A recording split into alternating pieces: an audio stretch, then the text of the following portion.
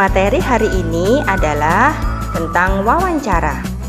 Sebelum kalian simak materinya, kalian perhatikan ilustrasi berikut ini. Menurut kalian, apa yang sedang dilakukan kedua orang ini? Ya, mereka berdua sedang melakukan wawancara. Apa itu wawancara? Wawancara merupakan kegiatan tanya jawab yang dilakukan untuk memperoleh informasi secara rinci tentang suatu hal atau peristiwa. Dalam wawancara, ada orang yang mewawancarai, yang kita sebut sebagai pewawancara. Dan juga ada orang yang diwawancarai, yang kita sebut dengan narasumber. Sebelum kalian melakukan wawancara, kalian harus membuat daftar pertanyaan. Ciri-ciri pertanyaan yang baik adalah sebagai berikut.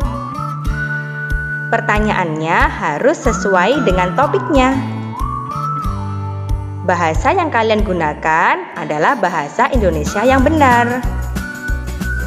Pertanyaannya diawali dengan apa, siapa, di mana, kapan, mengapa, dan bagaimana.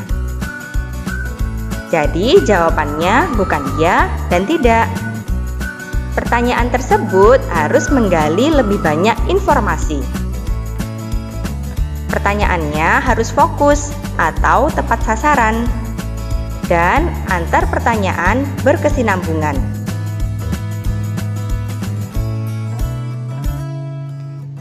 Sekarang Bu Aulia akan menjelaskan keterampilan sebelum melakukan wawancara. Yang pertama, kalian harus membuat janji dan meminta kesediaan narasumber untuk diwawancarai. Yang kedua, tunjukkan kesan yang baik, misalnya dengan datang tepat waktu. Yang ketiga, berpakaianlah dengan sopan. Keempat, kalian harus berbicara dan bersikap dengan santun. Yang kelima, siapkan daftar pertanyaan yang sesuai dengan pokok permasalahan. Yang keenam, pertanyaan yang baik mengandung unsur adiksimba. Adiksimba itu singkatan dari apa, di mana, kapan, siapa, mengapa, dan bagaimana. Yang ketujuh, kalian harus berlatih agar tidak selalu membaca pertanyaan yang telah disusun. Selanjutnya adalah keterampilan ketika sedang melakukan wawancara. Yang pertama, kalian harus memperkenalkan diri sebelum wawancara. Yang kedua, kalian sampaikan tujuan wawancara. Kemudian kalian mulai wawancara dengan pertanyaan yang ringan. Juga cairkan suasana dengan menanyakan tentang kegemaran narasumber. Jika suasana sudah cair, baru hubungkan dengan persoalan yang menjadi topik wawancara. Selanjutnya kalian sebutkan nama narasumber dengan lengkap. Bawa buku catatan, alat tulis, atau alat perekam saat melakukan wawancara. Selanjutnya, dengarkan pendapat dan informasi dari narasumber.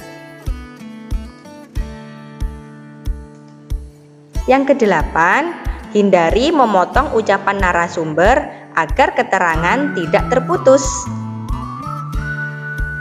9. Hindari minta pengulangan jawaban dari narasumber. Juga hindari pertanyaan yang berbelit-belit.